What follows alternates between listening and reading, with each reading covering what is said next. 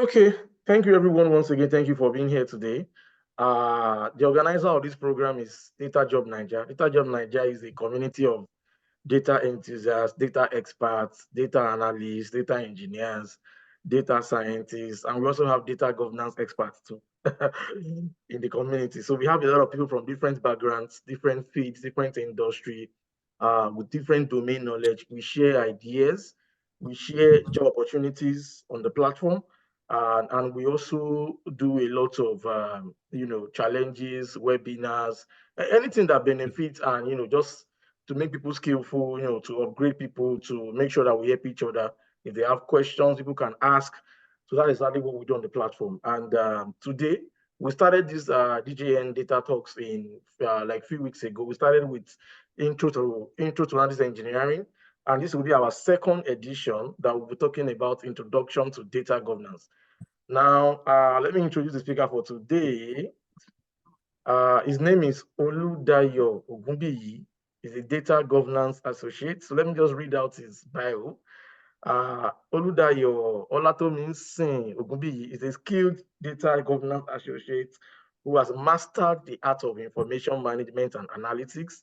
He has over 5 years of experience in the banking and development sectors.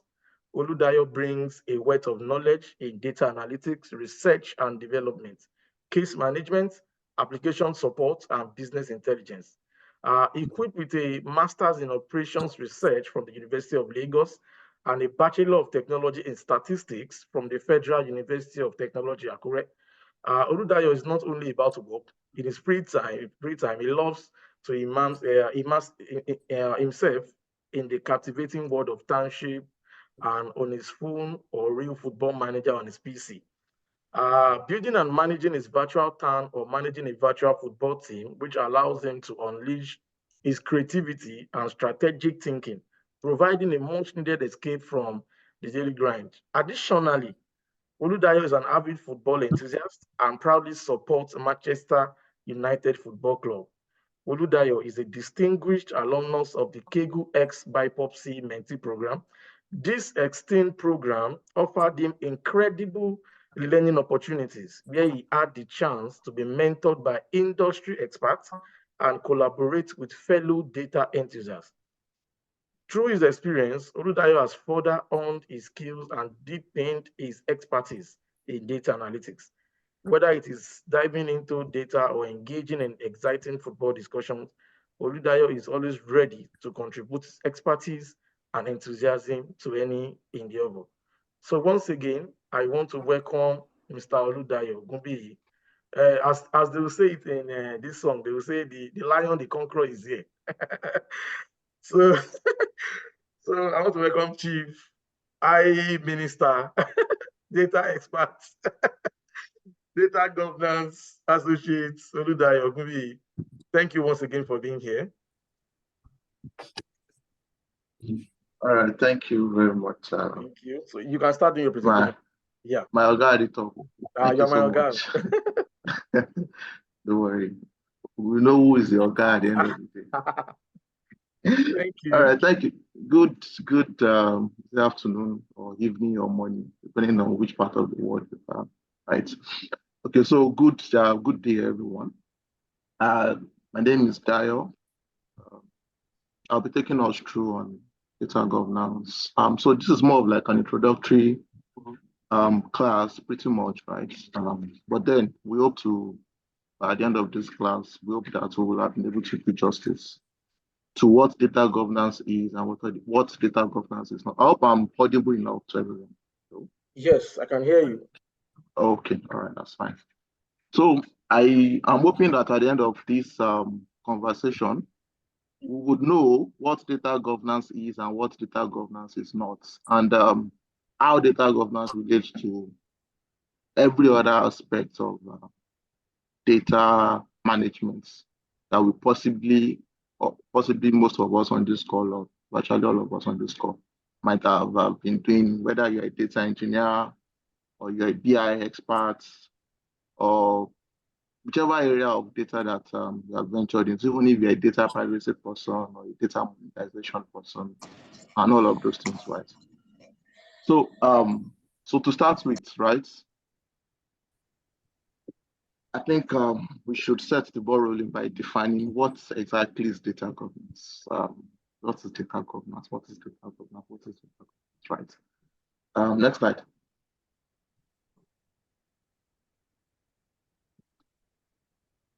All right. So data governance. What exactly is data governance? Right. So is data governance is kind of a framework, right, that talks to processes, roles, policies, standards, and metrics that ensures effective management of your organization's data assets, right? So it encompasses all the strategies, all the practices that the organization has put in place for controlling, protecting, and optimizing data to support business objectives, right? Be it that you want to use data to for decision making. Of course, we all do that in our various offices as data experts. Or be it that you want to use data to inform most possibly machine learning models, whatever it is that you want to use data for, right? What are those policies? What are those framework processes in place, right? To do all of those things. That's pretty much what data governance is. But before I move on, I think I should state specifically what data governance is not. So as much as you hear data governance and then you say, okay, data governance, I've just explained what data governance is. So what data governance is not? Hmm? So data governance is not is not data quality. Data governance is not data management. We need to be very clear.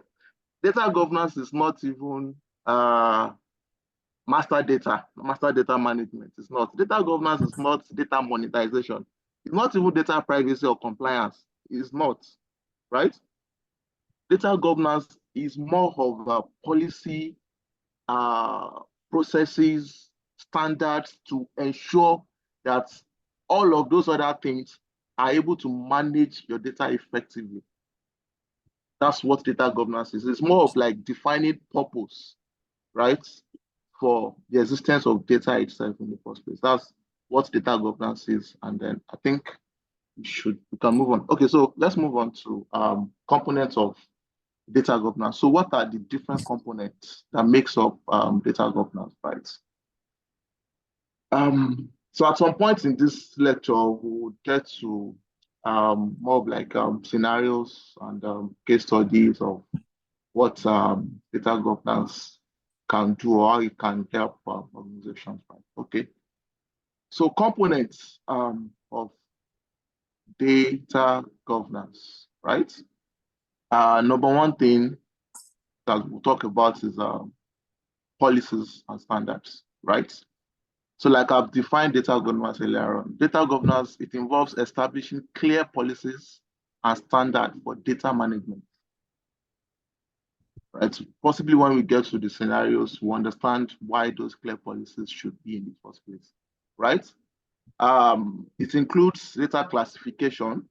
It includes privacy, security, retention, and usage guidelines, right? So the policies that I'm talking about would inform data classification, it will inform data privacy, it will inform data security, it will inform retention, it will inform usage guidelines, right? But then remember I've mentioned earlier on, data governance is not data quality, but it informs data quality, right? Okay, so that's one of the components of data governance, right? So another component of data governance, you hear data stewards and ownership, data stewardship and ownership. That's also a component of data governance. So what exactly is data stewardship? What is data ownership, right? So when we're talking about data stewardship, we are talking about people that are responsible for managing data, right? That's data stewards this time around now. Now, the stewardship here that we're talking about is assigning responsibility to these data stewards, right? That's pretty much what qualifies Data stewardship, right? And then ownership. For ownership, when you're talking about ownership, you're talking about um, people that are accountable for specific data sets or possibly data domains. That's pretty much what we are talking about data ownership, right? They are responsible for the data storage. They are responsible for um, uh, the data security. They are responsible for the data access. They are responsible for the data management, right? That's what we're referring to as data ownership, right? Now, the next component or another component of data still of data, what's it called now?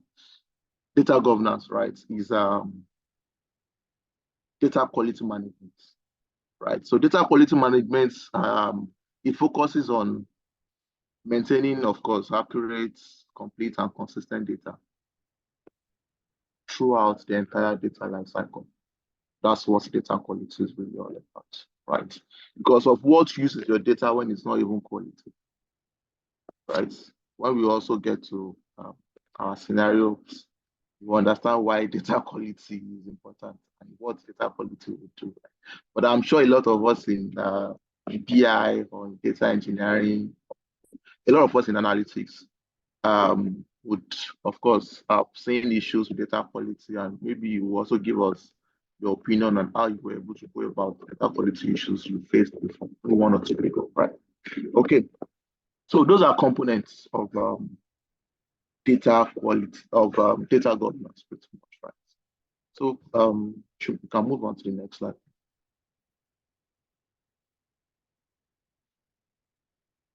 Now, what are objectives or benefits of data governance? What are we trying to achieve with data governance, right? So we're ensuring quality and integrity of our data. That's number one. Another thing is that we're ensuring that we comply to the necessary regulations and compliance from regulators, and we comply to, of course, regulatory rules that are set by regulators, right? That's pretty much some of the objectives of data governance. Another objective is that we're trying to mitigate risk against data misuse, right? We're trying to make sure that our data is useful enough and then is available enough for decision making, and our data is very reliable, right? I hope I'm not rushing too much anyway. These are theories that I just want us to get ourselves familiar with before we move into the scenarios and all of those things. So yeah, those are benefits of data governance. Can we move on to next slide? Please, so I hope I'm not rushing. Oh. Okay, so while you are trying to do data governance, right? There are some issues or some challenges that we could face. You know, for every activity, especially when it comes to at organization level, obviously there would be challenges and all of those things. One of them is lack of executive sponsorship, because when you are as a data governance person, right, you virtually have to work with everybody or every actor in the data value chain. Is a multi-stakeholder kind of program. You have to work with your data engineer, you work with your BI, you work with the data owners, you work with even your database managers, you work with virtually everybody within the value chain of data, right? So it's more of like you are specifying procedures, you are specifying processes to follow by all of these people. And then, you know, one thing with people is they will resist, of course, change. Change they could resist change, right? So imagine you don't have an executive sponsorship even from the top, and they are just somewhere saying this and this and this is this, and it doesn't work that way, right? So for most organizations where you have seen data governance in play, right, there is a direct sponsorship from the very top, from the very number one person in the organization. That's the way you are able to drive the change that is required, or else you face a lot of issues, right? So another challenge when it comes to data governance is where you have your data in different silos. For some big organizations, imagine you have an organization with about 500, 600 applications. And then each of them has database.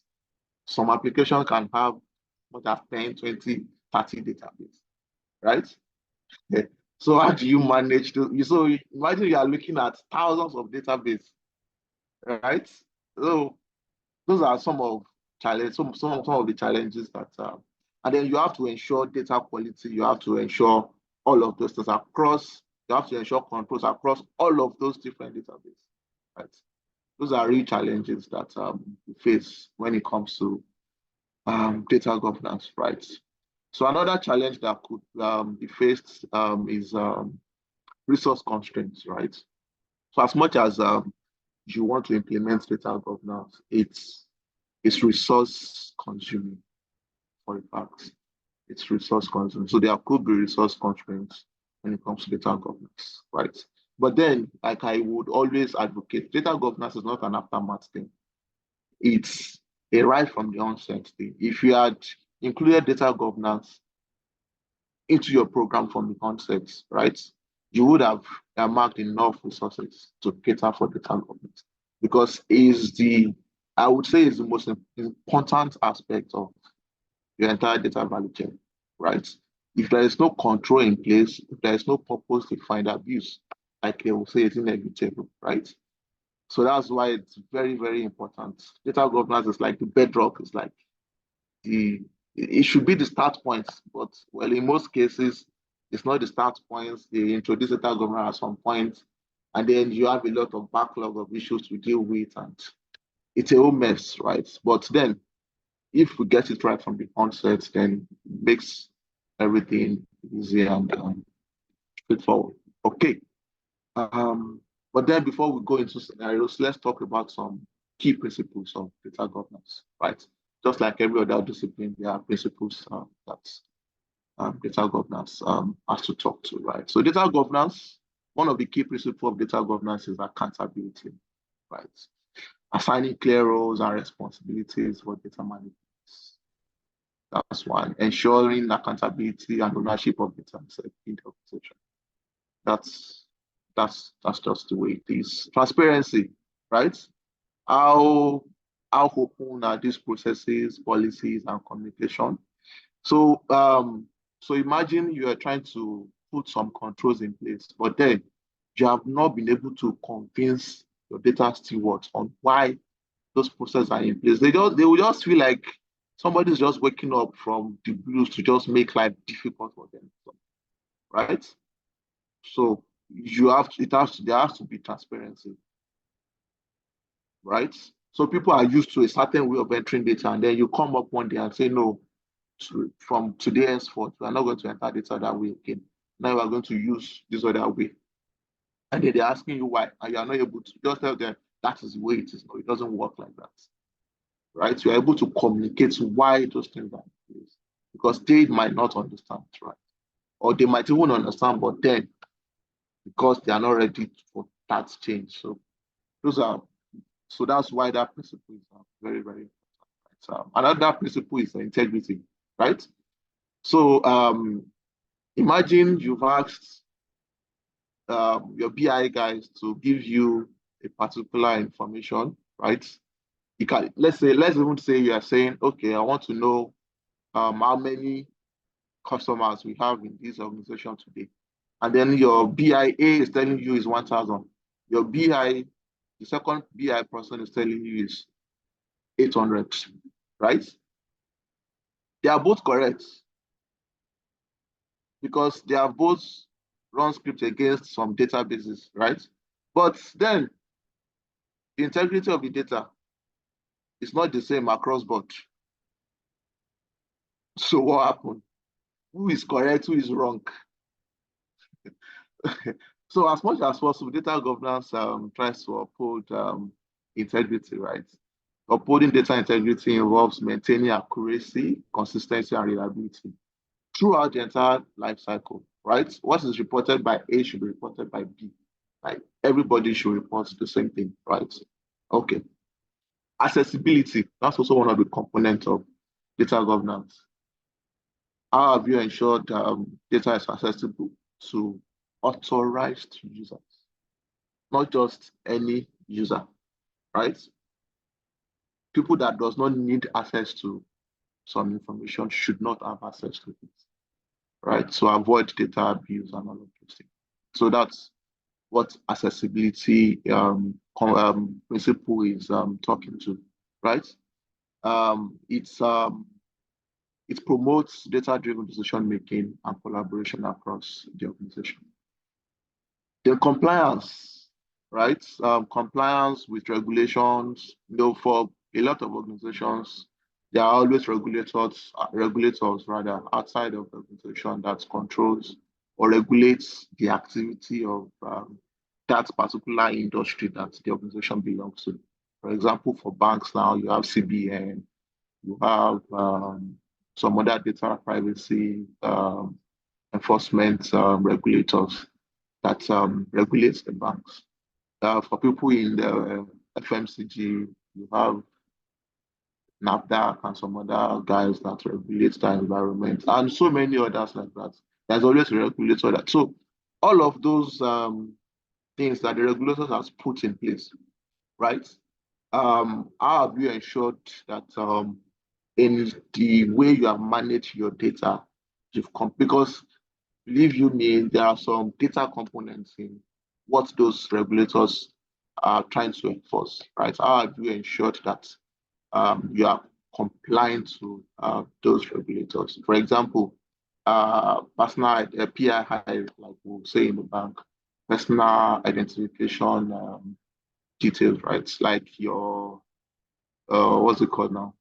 Like, let me say your BVN, your account number, your card number, and all of those things. Those are PIIs. They are personal to you, right? So how has the organization been able to comply with regulators to ensure that those information were made personal in the real sense of personal, and not that a third party has access to this information? Your Even as much as your phone number, your address, and all of those things are your personal information. Okay, so those are key principles of data governance, right? Okay, so let's go into scenarios. Let's go into a study. This one is talk, talk, talk, talk, talk. Let me start by,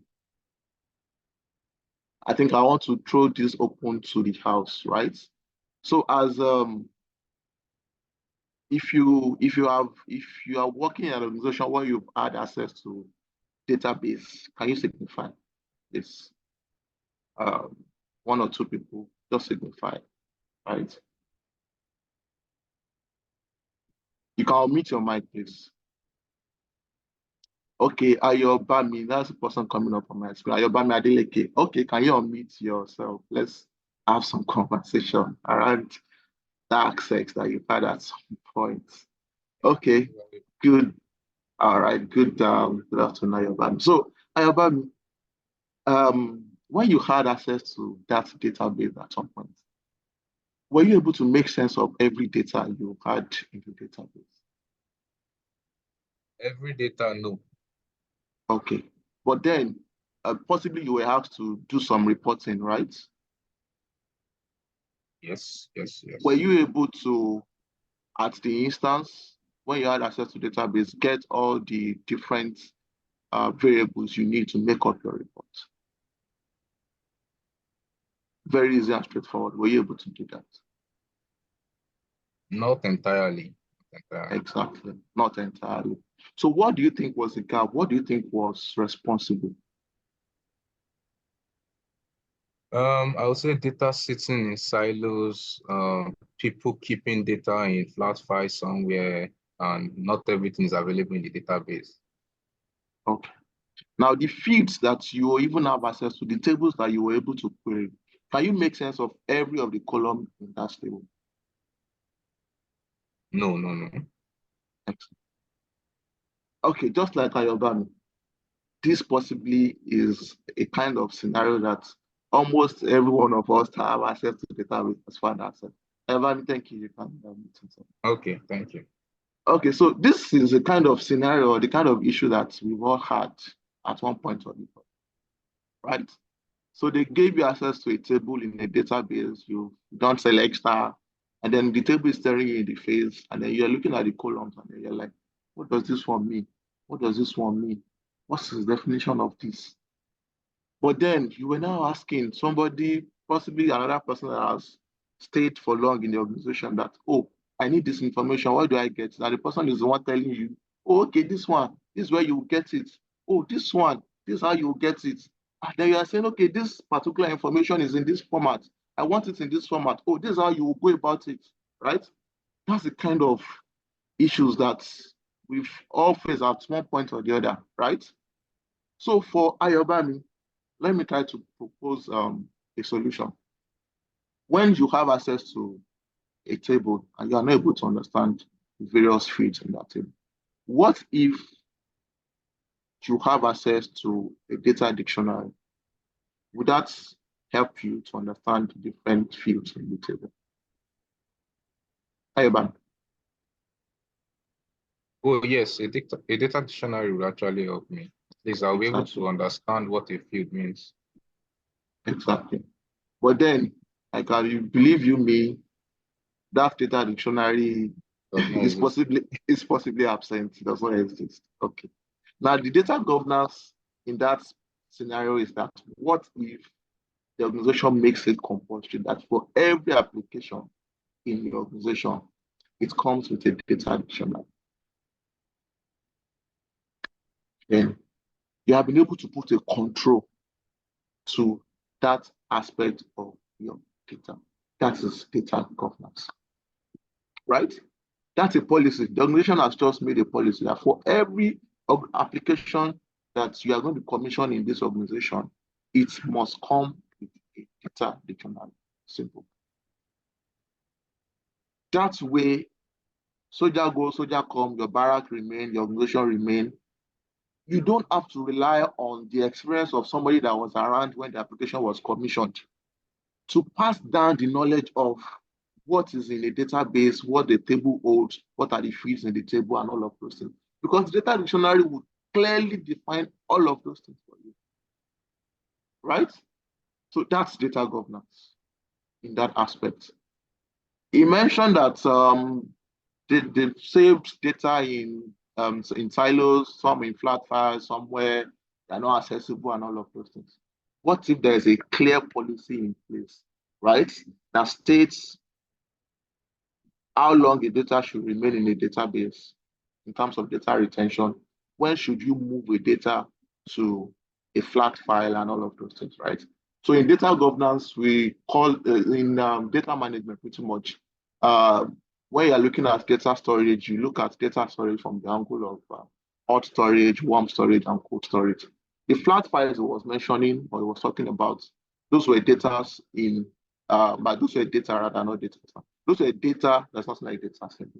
Okay, so those were data in cold storage, because in a flat file, they are possibly not usable, right? Because how do you query a data that is already in the flat file?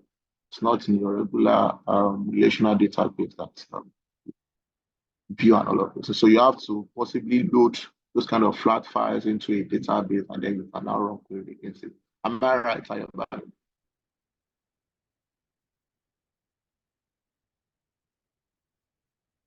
Okay, so those are issues. So what if the organization has put those policies in place? Say, okay, according to the regulators, this is for how long we can keep this customer's data or this particular data around this domain. That's if the regulator is stating anything like that. But even if the regulator is not stating anything like that, for some of us that might not be in the space where regulators determine some of these things, right? But then your organization would have sat down to say, okay, this data, how often do we collect this data? It's an everyday thing. For how long should we keep this data in our production environment? That's your hot storage. That's where the application accesses every now and then, right? Okay, after we have exceeded the number of days or years or time that this data should stay in the hot storage environment, right? For how long then we should move this data after this period, truncate it and move it to a warm storage, right? And then after a while, they will say, okay, to free up resources, we can move this thing to an archive. That's your flat file, your cold storage, where you really would not except when you need them, you can load them back. So that's data governance around those things. What if, so now tell me, of all of these things that I've mentioned, is there any one of them that is not important or that we should not have made provisions for from the World Code? Is there any of them? None. We should have made provisions for all of these things from the World Code. That is data governance. That is data governance. Okay. Another scenario, let me point out another scenario for us, right? So okay, so let me point out other scenarios for us, right? So imagine you are in an organization, right? Where let me say, so imagine you're somewhere where let me cite the example of an hospital, right? For every time you visit an hospital, when you are visiting an hospital for the first time as a patient, right? They will assign an hospital card number to you, right? And then they will assign an hospital number pretty much to you. And then you have a patient number. For every time you now visit, you will always keep records of your visits against that file that was open for you. That's the way it should be. Now imagine that for every time you go to the hospital, a new ID number is created for you. So the hospital is seeing you as 3 or 4 people in one or what. But you might want to say, it's not possible. Okay, but then these are issues that you see in organizations where we don't have a golden record of customers, right? So this customer or this application is known as Mr. Oludayo. The same customer in another application is known as Mr. Olatosin, right? The same person, right? But then to the organization, they are seeing me as 2 different things, right? Now, what if there's a policy in place that ensures that a returning customer is not treated as a new customer, but then that you file every activity of the customer under the same profile? That way, the organization is even able to make sense of what customers do they have, how many customers do they have, how are those customers interacting with their products and all of those things, right? That is data governance application. Okay. Let me give us another scenario, or this time around, let me just take us through some things that we possibly have been doing, but we don't understand that is actually governance. Okay. So in those days where you, or even recently, when you are about to share a particular document via maybe your OneDrive or your Google Drive or something, you remember there are some policies that you will see. Sharing policy, where you say people with link can view. People with link can view and edit. There are control policies in place. Why do you think those things are in place? Governance. To avoid abuse of that particular information. That's governance. It means that Google or Microsoft has put those things in place to ensure that people don't abuse data on their platform. Now, if you chose to use it, that is your own prerogative, right? But they have ensured that they put a governance in place to control that particular activity, right? That is. Imagine you're an organization where you maintain phone numbers of customers and then you want to reach out to your customers, right?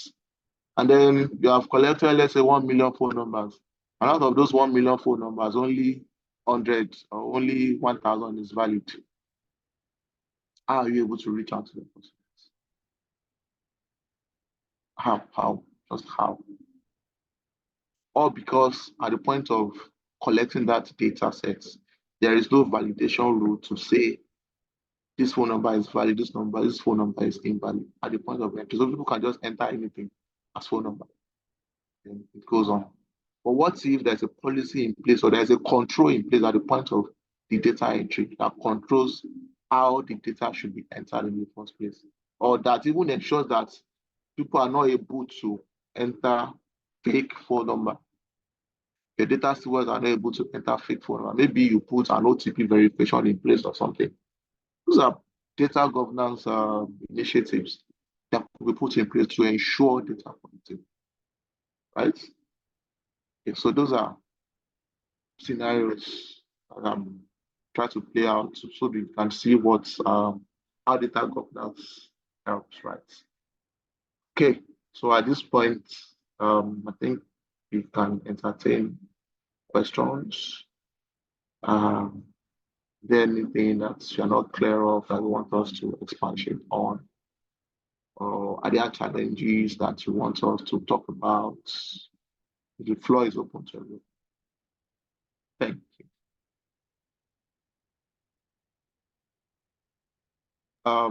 So I I'm can going to be see unmuting everybody that wants to ask questions, right because some people were having background noise, so I had to like mute everybody. So I will allow Musili now.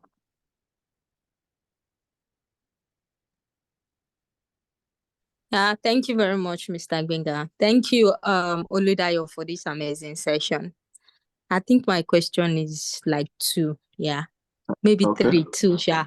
Okay. No problem. So I actually like the fact that you clarify on the fact that your role as a data governance does not involve you doing data quality assurance and the likes.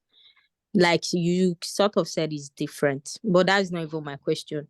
So I've been hearing this, I've been seeing this GDPR of a thing in job roles, in job description.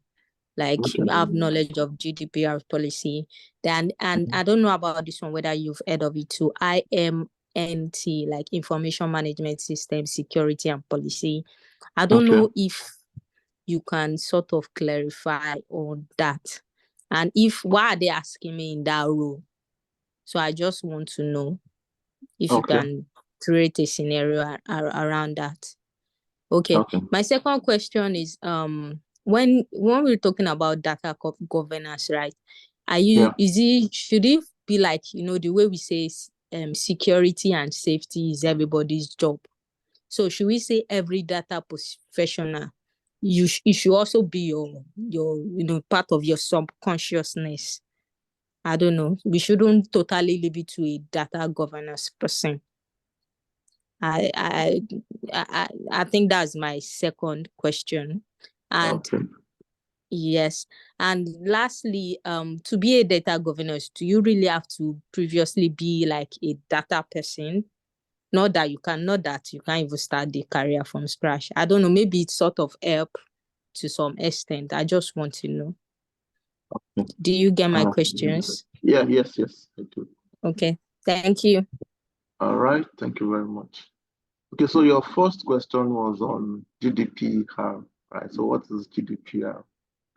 So GDPR is it's a data protection regulation. GDPR, General Data Protection Regulation. That's what GDPR is. And some of the core tenets of GDPR is that it provides a clear guideline on how data are to be collected and processed, especially individual data, right? Personal data, how should it be collected and how should it be processed? So for example, maybe you've been seeing some HR stuff talking about GDPR, right? So when you are sending your CV to say you are applying for this job, right? what can the HR use that CV for? What can they not use it for? Right? That's GDPR. Right? To what extent should they keep that information? That's GDPR. I hope I'm clear on your GDPR question now.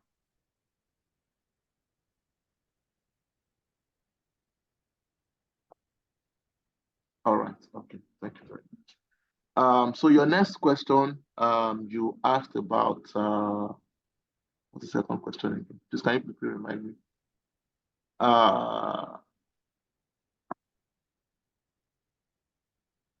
Muslim, please.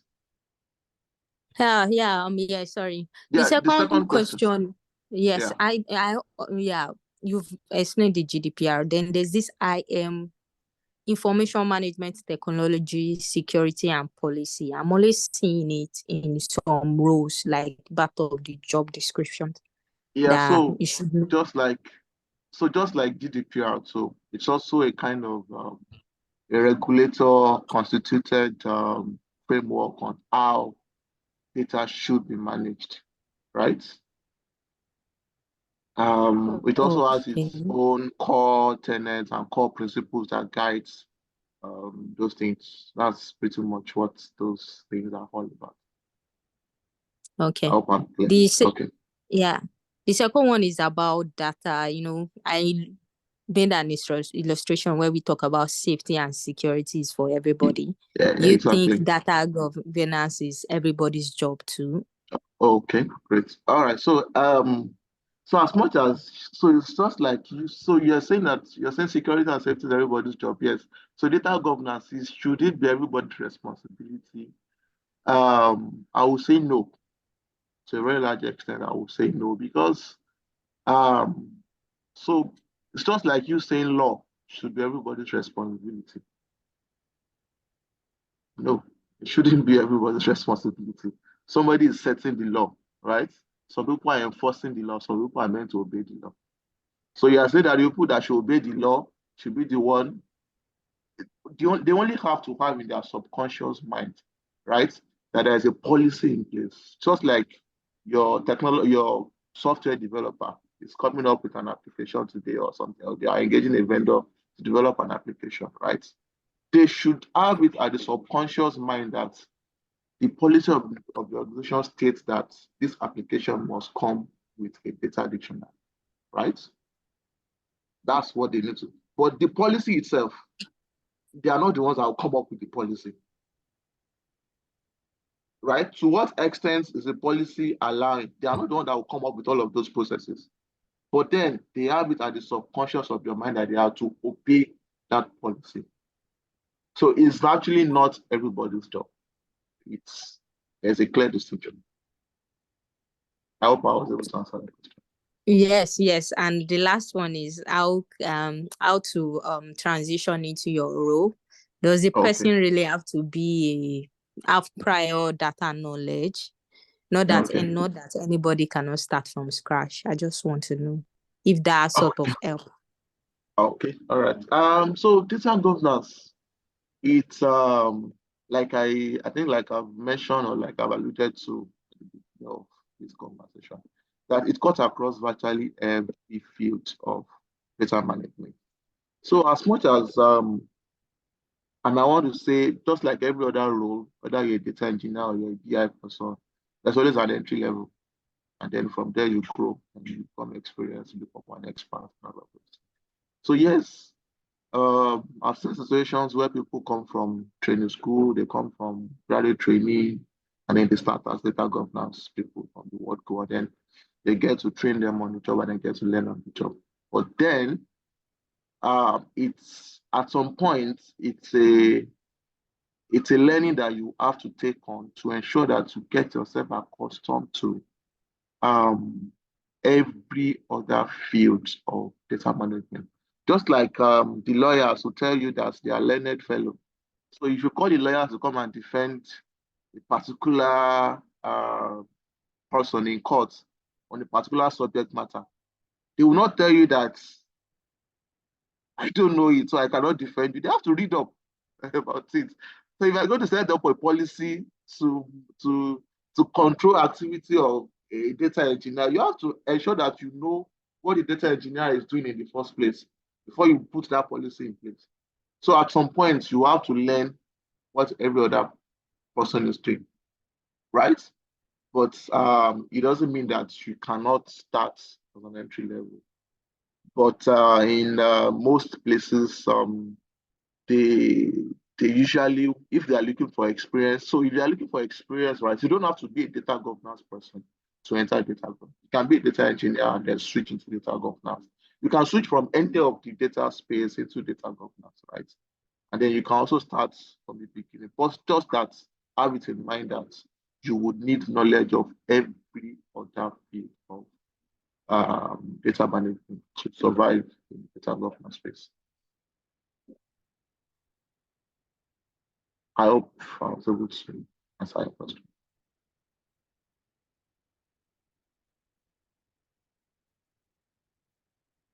Okay, I can Yes, see you are. yes. Okay. All right. Yes. So I think of my own is not too much. One last question, right?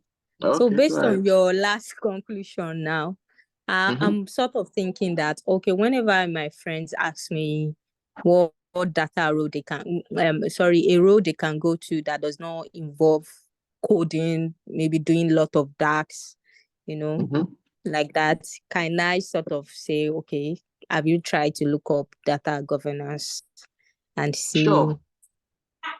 so Yeah, that so so that's the kind of that question is a bit trickish. You know why I said it's a bit yes, trickish? Okay. So yes, you want to do data, you don't want to code. There are quite a number of them. Data monetization is one of them, data privacy is one of them, data governance is one of them. Those are areas that you can go into and then you really don't need any serious coding, right?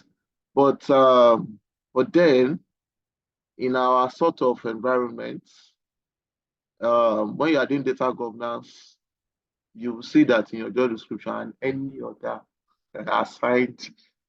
So as a data governance person, you see yourself doing some data quality, you see yourself doing data quality, and in data quality, well, to trust me, you would write SQL script to check if some data, if they follow the character or the data type or something like that, or if some feeds are of good quality to be used for maybe data modeling or to be used for um, data machine learning or data science and all of those things. So yes, I would not want to say you don't need the knowledge of coding at all, right? If you're in Nigeria or maybe outside Nigeria or maybe, but even outside Nigeria, at least for few that have been opportune to interact with, especially in the US and in Canada, you still need at least have the expertise of a BI person, right?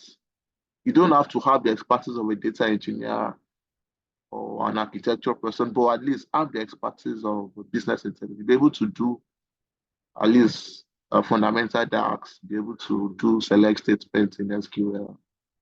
Yeah, you should be fine.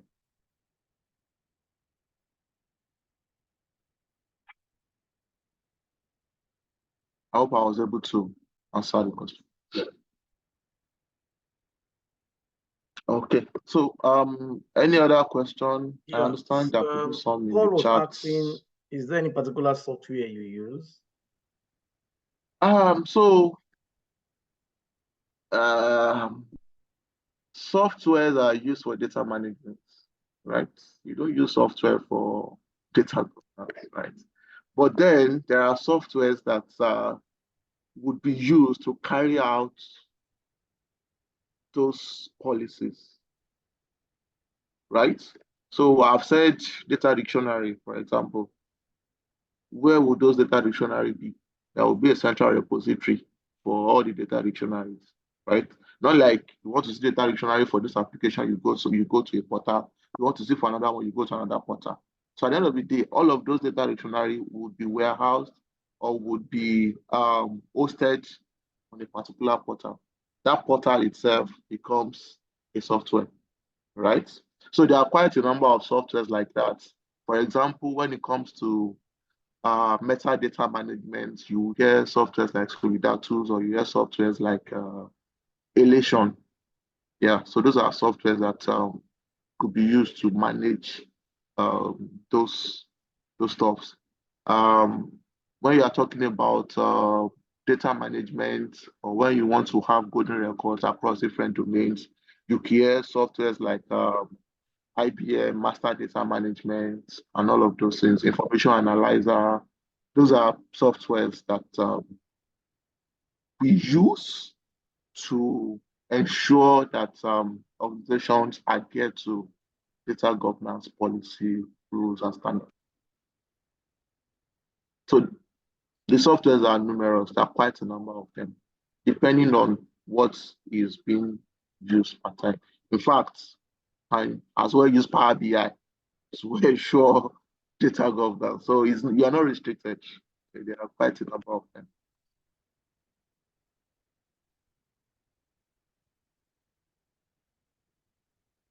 Questions?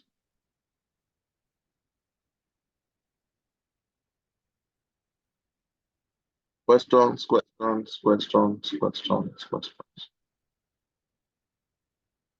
If you have questions, you can ask. We still have like 3 minutes to go.